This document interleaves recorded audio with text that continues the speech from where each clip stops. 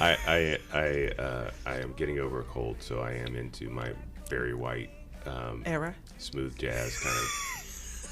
So if you need me to call any songs out today, it's Valentine's Day, so to all this the lovers one out is there, got a hot track for you.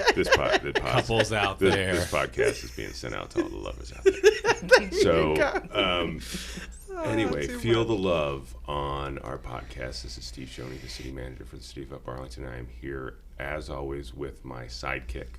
I accept the title. I'm Darren Schulman. I'm the city attorney. And we have a very special I love how you today. Keep saying that like I'm going to get mad one time. Like it's just going to tip me over the edge. No, I keep waiting for you to. You're getting close, though. I've got a potential guest lined up. Potential guest lined up. But we're not going to say that guest's name until it's actually confirmed. No, it might not happen. Sorry to interrupt you, Steve. But we are here with a very special guest today, our new city council president. And right now we're going to settle something, because this is the podcast on which we ask the tough questions and we settle the debates. Mm-hmm. Is it Awakessien Jeter or is it Awakessien Jeter? Awakessien Jeter. I knew it. I had it right. Go. Good. Okay. It's like I thought I was getting it right. Ask her one more time, she's gonna whack you. She's gonna whack me upside the head.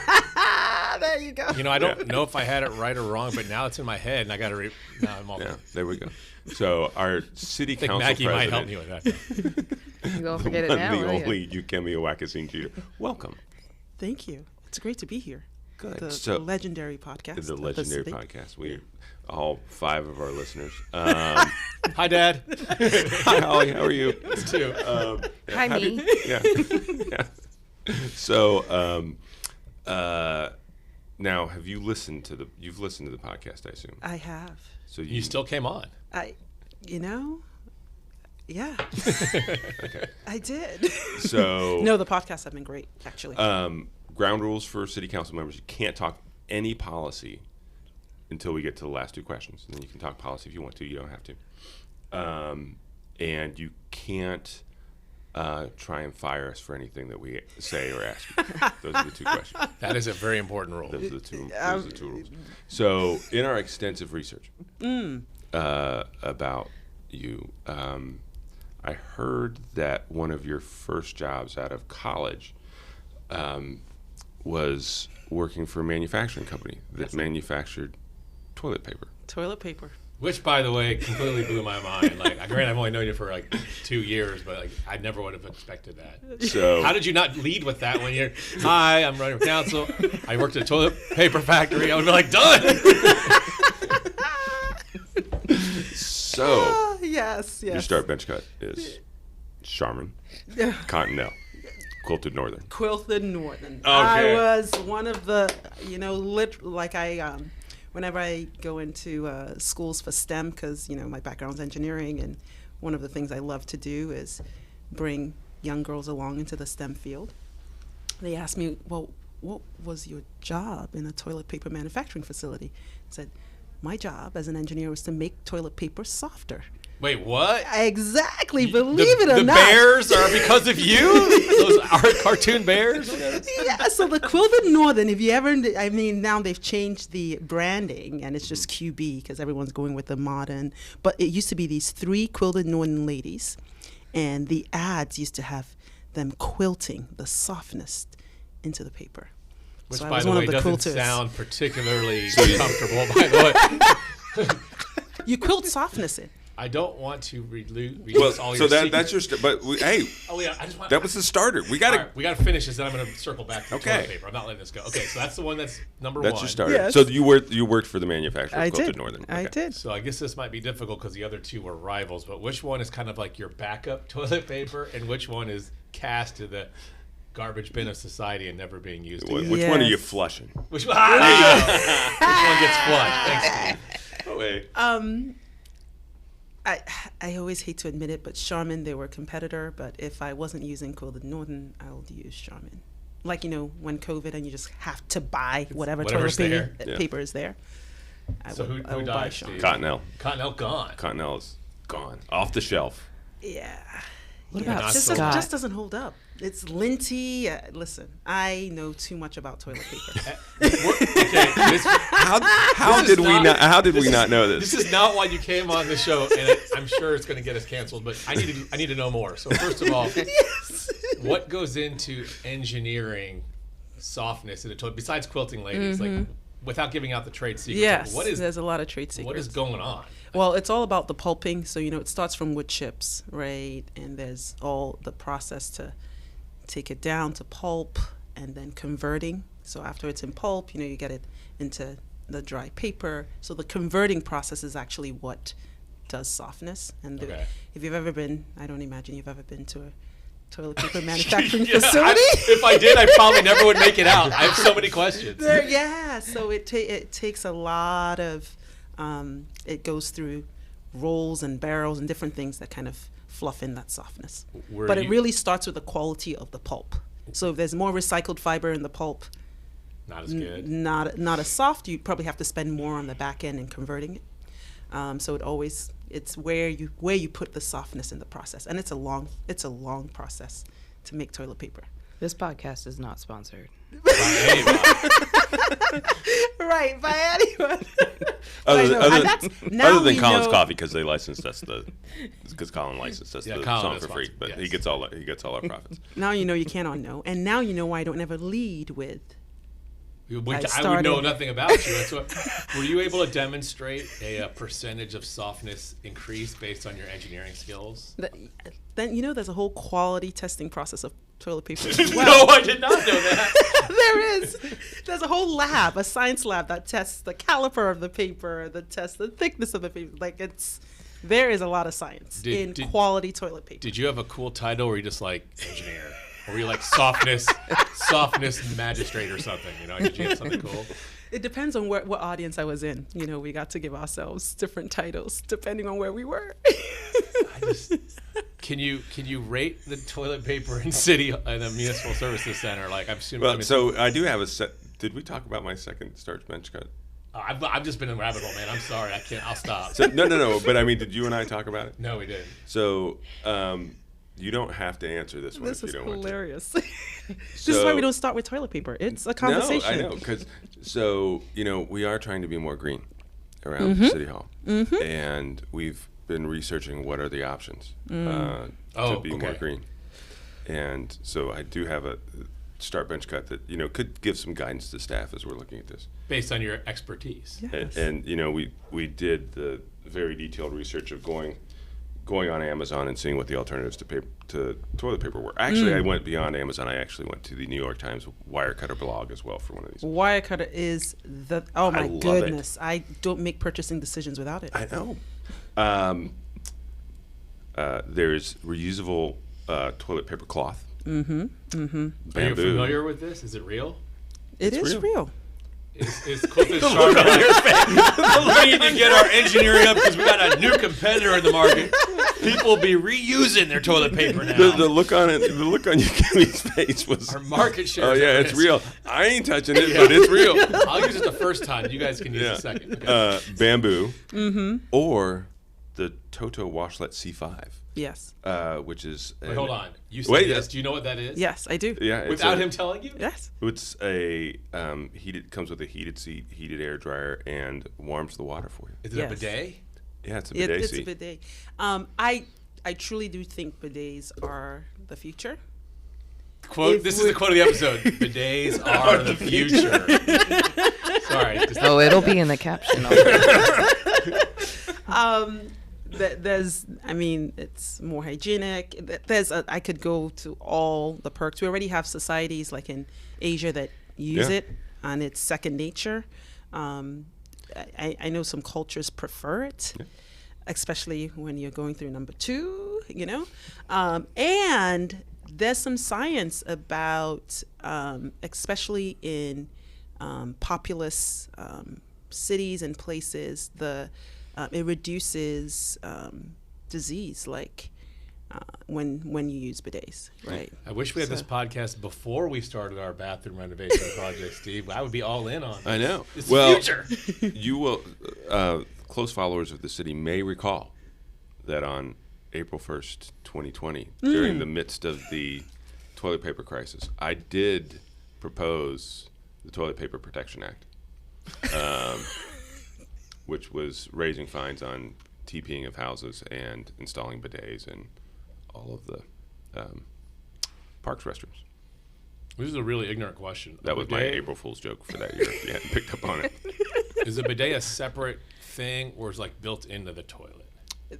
Wow, you are asking the technical questions here. Well, you're an engineer. You know they this. could come as an entire unit, like the actual toilet bowl has an inbuilt system, or they could be an add-on system, so you could retrofit your existing toilet seat. While we're talking about real stuff, actually, this is real stuff.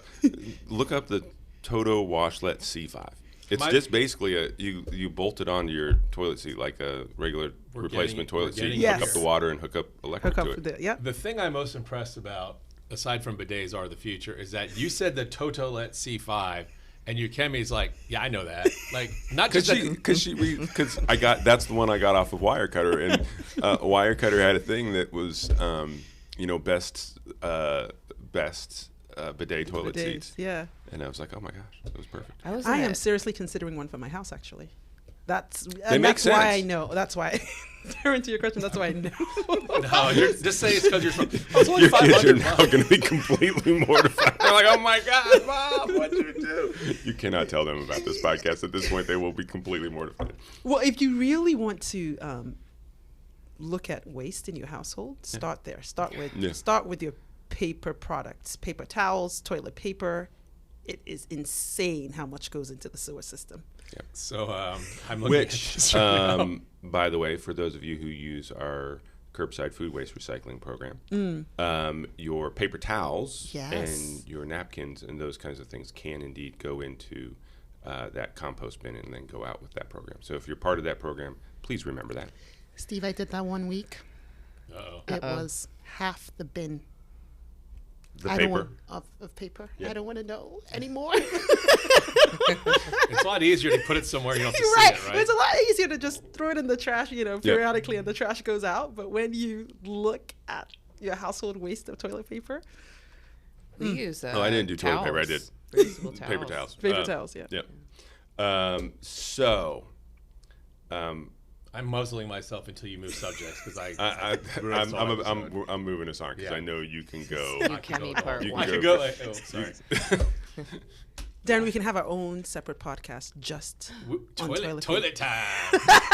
We'll tell you all the technology. The podcast. Too much. It would get a lot of downloads.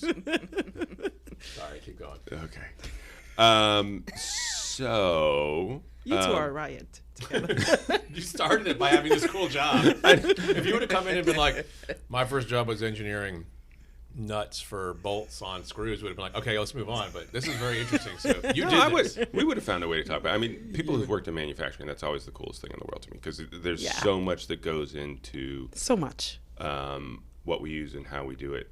And so I do think one of the things that I'm going to do one of my favorite kind of segue things here. So you come to the manufacturing world because I'm guessing your dad is an engineer, as I recall. Close. He's a biochemist. We don't count him as an engineer. Sorry, Dad. Science rivalry here. So give us Ukeme's origin story. Clearly you weren't born in the U.S. I was not born based in on the accent. I know all this, but the give our Ukeme listeners story. the origin story. Yeah.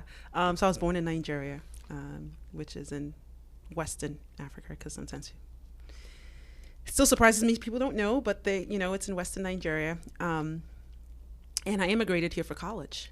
So, fun fact, I'm like third generation American educated. So my granddad went to grad school in the U.S. He actually went to Case Western. Oh, cool. When it was Case and Western, so he went to the Western part. Then my dad went to college at Bowdoin in Maine.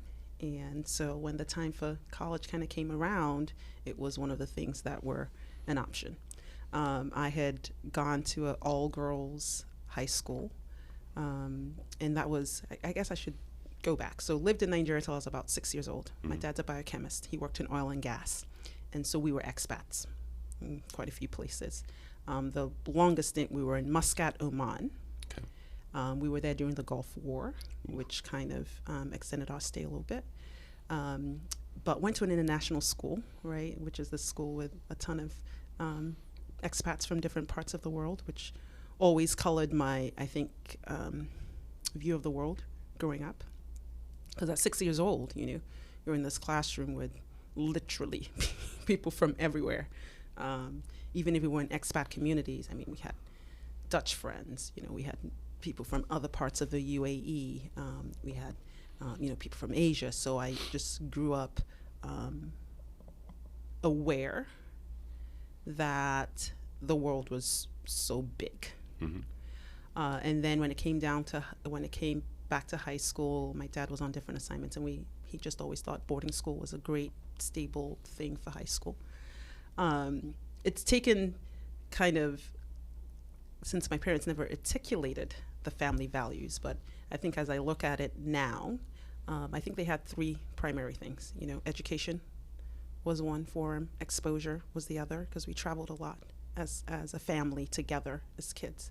And excellence was another one of their values. So my mom's favorite thing, if you say, "Oh, good enough," she's like, "Do it right." Like, good enough is not, so my parents were just very big on excellence. So went to boarding school in Nigeria, went to all girls boarding school. Another thing that I think really colored. But you did that back in Nigeria? Back in Nigeria. Okay. All girls boarding school. Another thing that really just colored my experiences I grew up with a lot of sisters, 4 other sisters, 2 brothers. And in Nigeria, gender inequality is a huge thing. And I think that's to be said all over the world, but more so, I think when my parents looked at an American education versus a Nigerian education when it came down to college, because here I was in this school of all girls, and we could be anything. I mean, we did everything. Like, such a neat experience, right? I never felt limited in my dreams. None of my dreams sounded unrealistic. I could be everything. And, I had a grandmother and my parents that always said, what a girl can do, what a man can do, a woman can do, right? And so when it came down to college, I'd kind of navigated and kind of gravitated towards sciences. I liked math, and so math and physics. I wasn't, to my dad's chagrin, I didn't really like chemistry. Biology was but I had these 2 things, math and physics, that I just really enjoyed. And so that's kind of how mechanical engineering came about. And then we started looking at schools, both in Nigeria and here. And as my dad just thought, well, what are you going to do post-college? In Nigeria, while there's a lot of educated females, they end up back being homemakers. Right. And my dad just felt strongly, I always say my dad's the first feminist I knew. He just felt strongly that I shouldn't be limited. And so that's how I ended up here in the U.S. for college. And I immigrated at the age of 18 and attended the University of Maine in Orono, Maine. And that was the first time I'd traveled quite a bit at that point. I'd never seen snow a day in my life. And then you got to see plenty of it. More than I care to have seen. But, I had this fantasy of snow. I don't know. You see it and you think, especially when it's depicted in movies. Mm-hmm. I remember talking to my dad, I was like, okay, explain to me what winter will feel like. I knew a little bit of northern Nigeria gets cold. No snow, but it has frigid weather there. And I can't remember, does Nigeria have mountains? Yes. Yeah. So in the northern Nigeria has mountains close to like Morocco. Just think those types of desert feel. That's what the northern Nigeria is like. And so Dad's trying to explain it, and then he was like, "Oh, just stick your head in the freezer." Don't close the door. That. What you feel on your face is kind of how winter feels. Yeah. No. It's a little bit more than that. So I get to Maine, where I think gets the coldest in the country. Right. And I really think my brain froze at times too, like beyond like my fingers, like freezing, like literally the experience my first year was How did you horrid. choose Maine out of all So the as places? my dad made he gave me 2 states that it could be. He didn't even give me the whole of Texas. So because he was in oil and gas, he'd spent a lot of time in Houston and was familiar with the Houston area. So he gave me Houston, didn't give me all of Texas, or Maine. Because he had gone to college in Maine, he went to Bowdoin. And so those are the 2 areas that I That's a very niche options you had there. Yeah. Well, which I always thought was odd because I'd gone to boarding school, but they're like, if you're going to be so far away from home, we want you in states that, because I didn't have family here. Right. Like literally it was just me. Despite the fact, we had friends and things like that here because both my granddad and dad had come to school in the U.S., so they have old connections, but it's still not family. Right. And so they just wanted places that had a concentration of friends or anyone that they could call if I needed something. And it wasn't too far away. So that's how it came down to those options for me. And you, My dad's from Maine. It's like walk into a restaurant freezer, close the door, stand there for 3 hours, and put some fans on you, and also stick your fingers in ice water. Right. And that's what. Yeah. it feels kind Maine of winter reminds me feels of my like- freshman year. There was a girl from Tennessee who was really excited for snow because she'd never seen it, and I'm in Chicago. Yes. And we're like, stop wishing for snow. And she's like, no, I want to see snow. I'm so excited. We're like, do not. We've had this. It's not fun. First snow, she flew home to Tennessee. She's like, this is crazy. So, Yeah. but it sounds like you made it okay. It's not all fluffy. It's not. not. It doesn't stay. Why it do the doesn't movies stay white. do that? It's not fun being outside when it's snowing unless you are very warm. And Yes. still you want to Well, go see, back but inside. here's the thing about like Maine or Colorado or places like that. At least it gets cold, and because this is my first Toronto reference of the day. I lived city in in the world. as everybody knows, I lived in Toronto for a year, and at least It's up well there, traveled. it's watch it. At least it gets cold enough that you can actually do stuff outside. Right. So it gets cold enough that stuff freezes and stays frozen, so then you can do the frozen stuff as long as you're properly dressed. Versus what frustrates me about winters here is it's cold and gray, although it's sunny and 60 out today, but typically it's cold and gray and you can't do any wintry stuff. You just kind of feels like endlessly dreary. Yeah. So anyway, that's my beef. So I apologize if I get this wrong, but I think I heard you are a college athlete. Yes. So I am not anything close to that. So I'm always fascinated by people who have that ability. So talk to us about that. Yeah. So I, growing up, played sports. Right. My 2 sports was swim and track.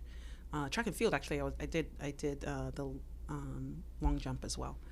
And when I got to high school, my parents were just like, we cannot get you to 2. I mean, swim is early in the morning, track is like late at night, and with other siblings to get to other things, it was too much. So they're like, you're going to have to pick one. So I ended up picking track.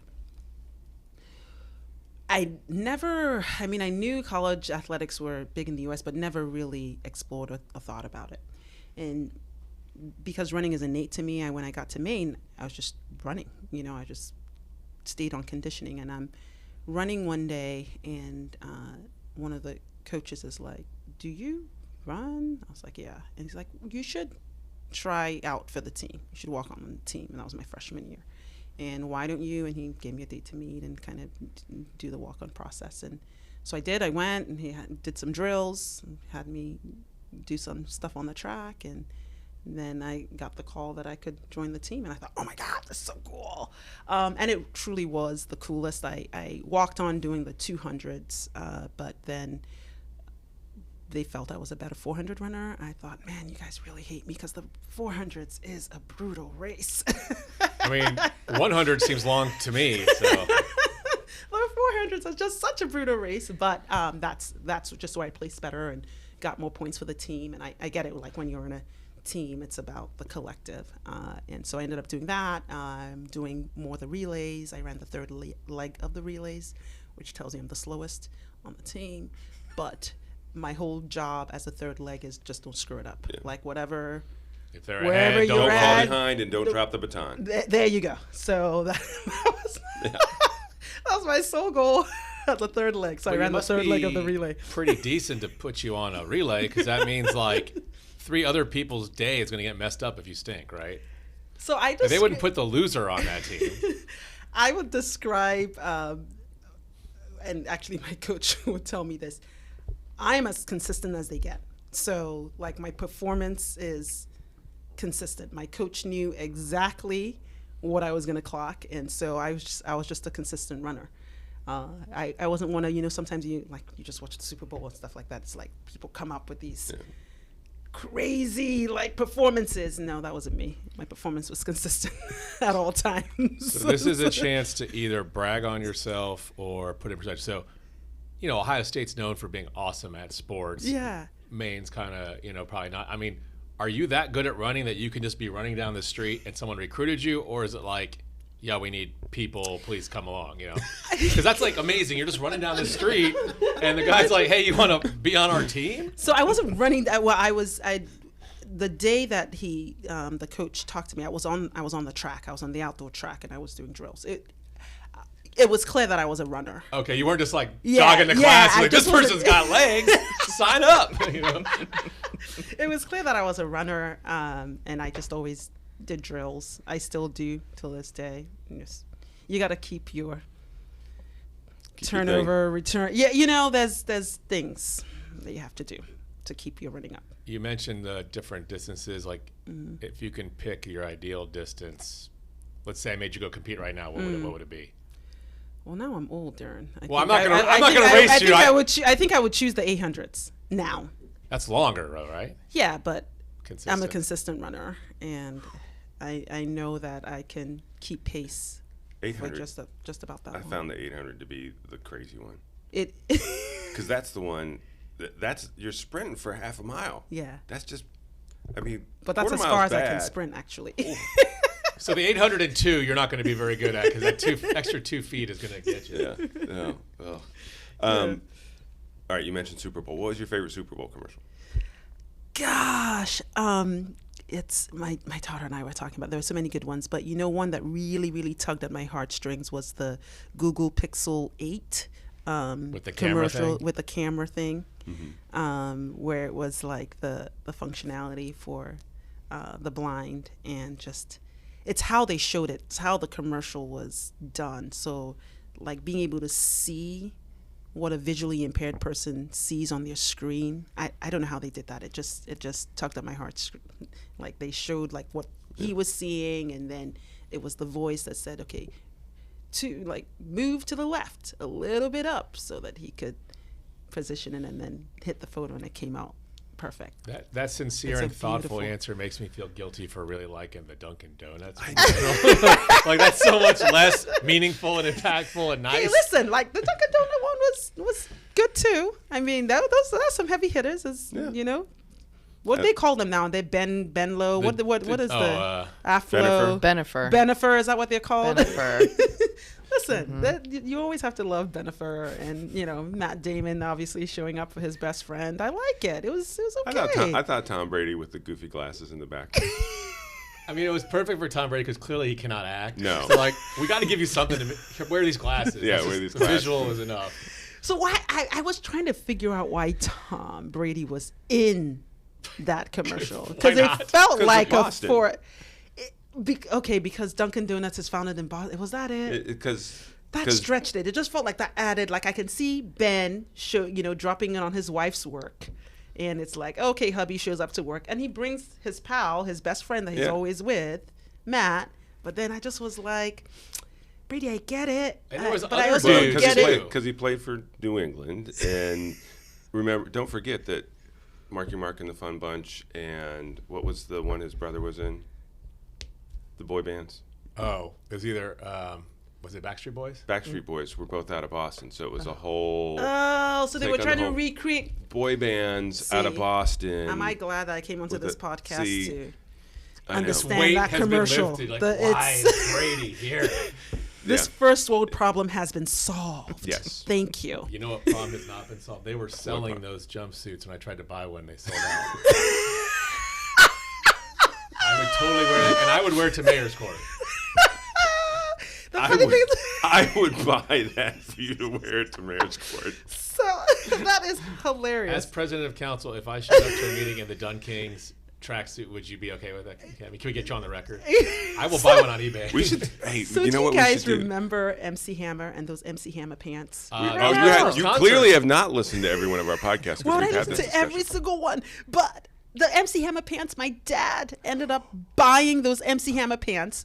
I still remember this memory as vividly as if it was your yesterday. dad thought he was fly, didn't he?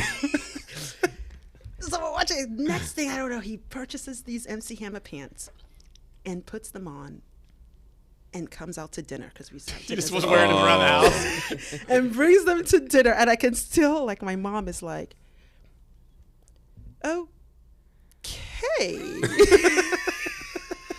So there's a person in this room who has worn MC Hammer. I also have MC Hammer pants. Yeah. Oh my that was big. No, because That was my first concert, Yes. Tammy. Really? Oh my gosh. MC Hammer. Listen, MC Hammer was something. I grew up having this thing on the TV, and like my dad was an MC Hammer fan. And But you're not in favor of the pants. the pants are cool. The parachute like pants. You just don't expect to see your dad in them, guys. You don't. No, I mean, he was either really cool. the idea of Tom Shoney in MC Hammer pants is. Your dad was either really awesome or he's that guy who like kills it for the young kids. Like, oh, now that Dad's got the MC Hammer pants, we cannot wear our pants anymore. So that's we funny. ventured into another one of our favorite subjects on the podcast, which is music. And so you said Afrobeats is your genre of choice. Afrobeats. I love, like, it's music. Like, there's a lot that goes into it. The instruments, it's like this blend of like rap but pop, depending on where the Afro artist is from. Because I know, like, there's some out of Southern Africa which has a different vibe to it than, say, a British Afro beats, if you've ever listened to it. So depending on that, like the rap style is different, but it's still like just a lyrical work. So I got your list about 24, 48 hours ago, and so I dove deep and I was like really into it, and then I got into the newer stuff, and I'm like, oh my God, they've been poisoned by the whole auto-tune. Yes, I don't like the newer stuff. The newer stuff kills it. Like the old stuff, because it's I had kind of a jazz phase in my life. Yesterday, you still like jazz. This is your current Well, no, but era. I got the whole kind of Cuban jazz. Yeah. It's got that whole Cuban, Colombian kind of jazz theme to it. It's great, but I got a little disappointed. I will have to say, I much prefer your musical choice to your colleague on council, Mr. Brian Close. Yeah, I could not his believe was, that. I saw that and I was like, His was the most surprising. His was the most surprising. Yes. yes, I will. He- We'll put a pin in it there.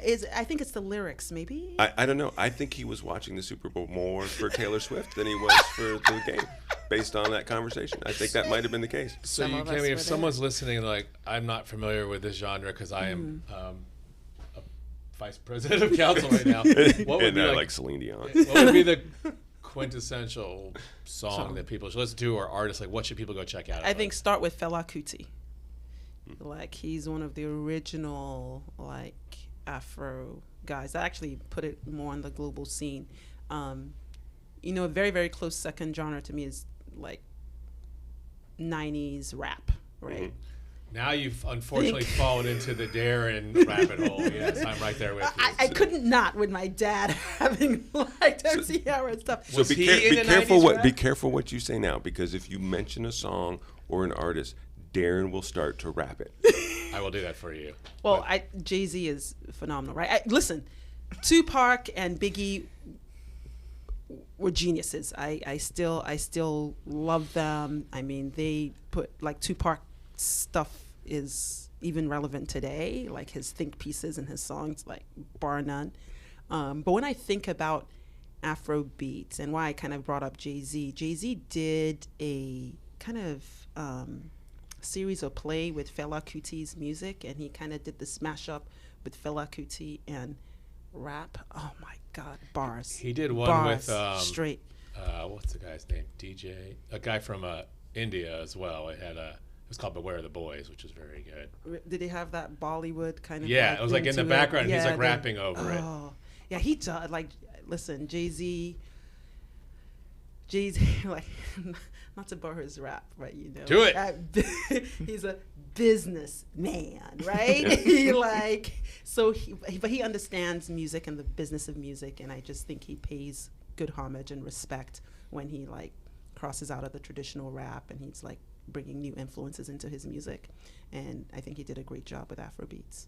Yeah, for sure. So start with Fela Kuti. If you kind of like rap, look into Jay-Z's Fela Kuti kind of like Afro. So they had an official mashup, like. Well, he did a whole play and like series. This was, gosh, I want to think what year this was, back in where he kind of did a little historical kind of look at and brought Fela Kuti kind of back onto the global stage, because Fela passed on to his son Femi Kuti. So both of them were, I think Femi is probably more popular than Fela, but they were, you know, the king of Afrobeats and just bring it onto the scene. So that's why, you know, I think Jay-Z does a good job going to the root or the history of a particular genre of music, and so that's why he started there. But the guy I always remember is Punjabi MC. If you ever heard him. So. Okay. Is there a I'll send it to you. region that you are more attracted to, like, of the Afrobeats? You said some's in South Africa and there's some in England. I mean, I'm partial to Nigeria, right? Okay. I'm just part of it too is some of the rap is in Pidgin English, and Pidgin English is the market English in Nigeria now. Nigeria was colonized by the Brits, so our English is spoken across the country. But when you think about the villages or the rural area, they speak, it's almost like patois in Jamaica, right? They speak a Pidgin English, which is, you know, the market English. And some of the Nigerian Afrobeats does a good job, like just incorporating Pidgin English into the lyrics, and it just you know, language, it just hits different, like when it's said in a certain way, and so that's why. So growing up in Nigeria, were you immersed in local artists, or were you kind of listening to the American stuff, or I mean maybe a combination of both? Gosh, I listened to a combination of everything. I mean, my parents liked ABBA. Like ABBA played in the house. ABBA with MC Hammer Pants. I'm in. No, that's totally on brand. Yeah. Isn't it that? Yeah. So it's we listen to everything, and I think that was just part of also traveling. Caused that. So my parents my dad had a record player. He introduced us to a wide genre of music. He would be disappointed if all I played was rap. So, Dad, if you listen to this podcast, I also listen to everything that you raised us to listen to. My dad had listened to country, R&B. He's like wide array of music, and that's kind of how we were raised, to listen to everything. Are you ready for the Beyonce country album? Listen, I was not a country singer at all, but as of 2 days ago, I am team country music, right? Maybe this is the way to get Brian and Ukemi's musical genres together. Yeah, but I expected Brian to be full on. I mean, he drives that big old GMC truck. I expected him to be full. Yeah, I don't think any good music has been made after George Strait, and he didn't go there. He liked country, but he also liked Celine But he Dion, was the whole Celine Kelly Dion Clarkson, thing. Break Away. Yeah. Kelly Clarkson one surprised me. I was like, oh, okay. Listen, Celine Dion was fantastic. We listened to a lot of that too. Yeah. Growing up. It was just good stuff. All right, we've been going for a while, so I'm going to start Putting a pin in it. wrapping us up. Heyo, get it? Rapping.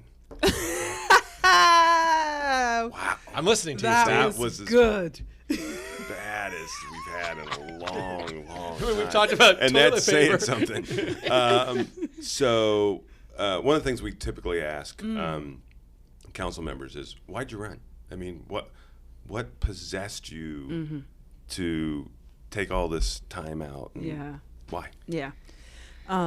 You've all heard the saying, be the change you wish to see in the world. We say that a lot. I think, it's thrown around, but what does it actually mean? And for me, running for office was that, being the change I wish to see in the world. And it really came out of moving, being a new member in this community. I moved here in 2018. Aubrey, my daughter, started kindergarten in this community.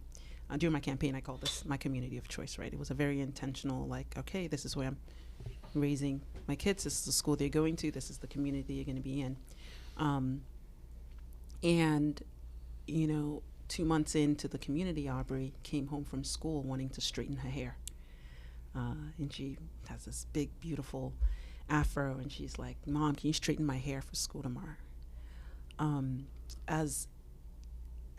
Because I made the choice of this community, hearing that really unpacked a lot for me. There's something I always say, that particular phrase changed everything for me. It changed how I was involved, and it's the reason I signed up for Leadership UA, like literally 3 months into being into the community. I became possessed with being involved in the community so that I knew how it shaped her. And, not very long after that, 2020 happened, right? We know it for the pandemic, but we also know it for George Floyd. Right. And I'm an immigrant, and, of course, I've lived here longer than I ever lived in Nigeria, right? So, but I'm equally parts American and Nigerian. My children are American. This is all they know as home. And I think when George Floyd happened, I also saw my son in the context of everything, and I was like, my son is a black boy in America. What does that? What world is he going to grow up into? And that's why I ran. I wanted them to know that there was someone involved that cared about them. And as I started that very little sphere, which was just my world with my 2 kids, there were more stories like that than just mine. And those kind of inspired me to keep going in the journey. Now Upper Arlington is 0.9% black. I think that's the last stats. Yeah. But we might talk about it as a tiny percentage, but that breaks down to 600 people. Right. And those 600 people matter. And I wanted them to also feel like this was a community for all of us. That's why I ran. Well, thank you for running, and thank you for serving. And thank you for shouting out your kids. But I think Zachary and I have a special bond after the swearing in a couple weeks ago. I haven't had a chance to spend much time with Aubrey, but I got a chance to spend a good half an hour talking with Zachary, and he's a fantastic kid. We had a lot of fun. He's actually on city council. He is. Because he took the oath. Because both times you've been sworn in. Both times I've been sworn in. He's mouth He's along. right there. Yeah, So I think he's in. He's done the oath. And here's the thing, talking to Zachary, I mean, it really felt shockingly like talking to Darren. Because all I needed to do was bring up cartoon characters, video games, and sports, and we were like gone. We were just there. Deep conversation. It would last all day. It was, yeah, it was. It was fantastic. So shout out to my guy, Zach. All right, we finished with 2 questions, always. What do you love about UA, and what would you change? What I love about UA, its location. I just think that is our, I've been using the business term competitive advantage, because it is. I mean, and its charm, right? These old trees, the fact that the homes don't all look the same, is beautiful. It's why I chose it. That's why I chose UA. And what would you change? Its reputation, and not in the way that Taylor Swift sings it from the Reputation album. Is that our first Taylor Swift reference of the day? No, that's like the fourth. It's like Taylor's having an error. She needs to be referenced and everything. She's controlling your mind to talk about her, right? This is all part of the CIA's plan. Yes, it is. Hey, listen, if I can get her to perform at one of our performance series here in UA, Taylor, I don't know if you're listening. If you are. Not that. She just needs to come on the pod. This podcast is not sponsored. This is. I mean, you know, new How cool would heights. that be? I mean, you know, It's a new audience for her, this you know. would elevate us up near new heights. No, it elevate Taylor Swift. We're helping her. No, but do you know what New Heights is? It's the Kelsey Brothers podcast. I mean, they've got the #1 podcast in the world. I But know, if we got her on here, That would be close. Right You'd be up there. number 2. we might have 10 listeners or 20 listeners. You guys instead have of good just drive, 10. but I'm going to just suggest we pull it back a little bit. I think Taylor Swift is probably not going to show up on the You podcast. think? Why are you crushing our dreams? You are a killer of I'm dreams. sorry. So, Darren, if you can book Taylor Swift, I will actually let you do the intros. Yeah, you'll be the sidekick of my book, Taylor Swift. But reputation. You know, Upper Arlington has a reputation, and reputations are tough to change. It has not. While I feel like initially when I moved to UA, I wasn't dissuaded in my move by what I heard. It has not, by in any ways, lived up to that reputation. I think some of it is. I wouldn't say, because people's feelings are people's feelings, and I respect that. But it is not the large norm of UA, and if there's a way that could be chipped away at, that's one thing I would change. Well, I think that's something that is everyone in UA's job. I think that's something that we all have to do. I think we have to. One of the things that I found as I go around, because that's one of the biggest frustrations for me too. I've lived here for 20 years, didn't grow up here, did not grow up in a community like this. You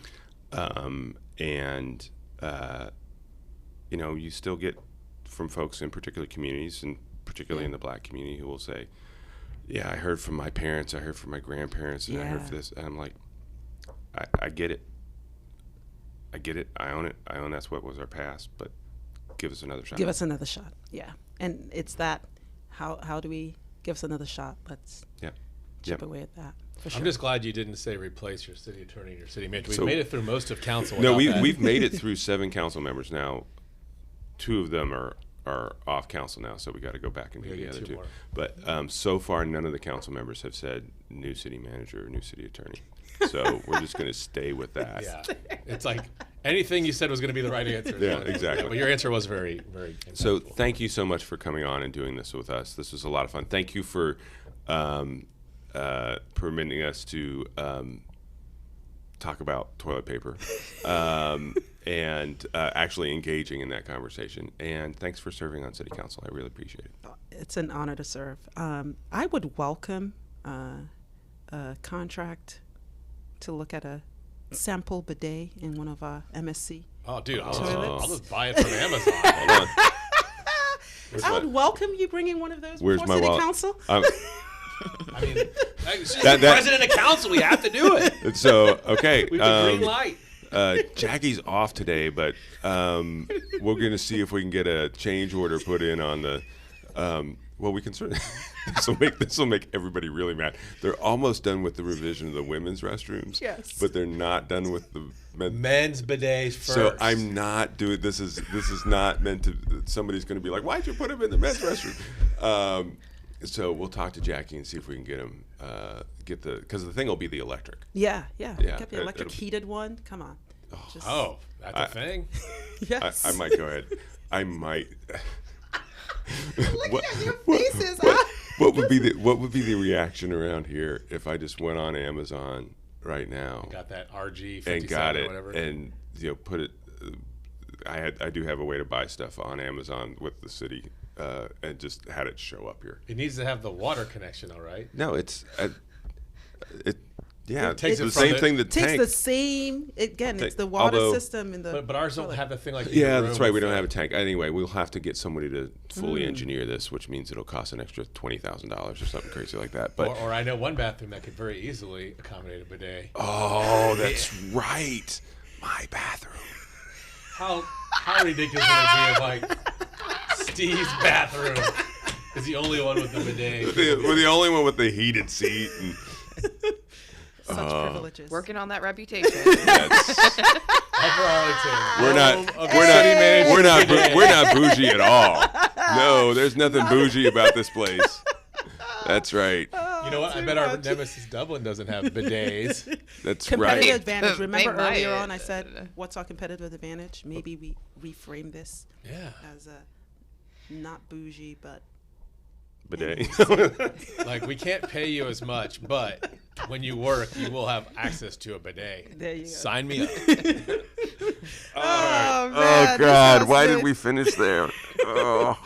You knew I was going to come back. Like, Jay-Z for city attorney. Who took us back there? you my kind of God. opened Did I the do door, and that? I ran through it. I was going to do that. Ah, this was so much Why did I fun. take us back there? Okay, thank you so much. This was a lot of fun. Yeah, I guess we'll get back to work now.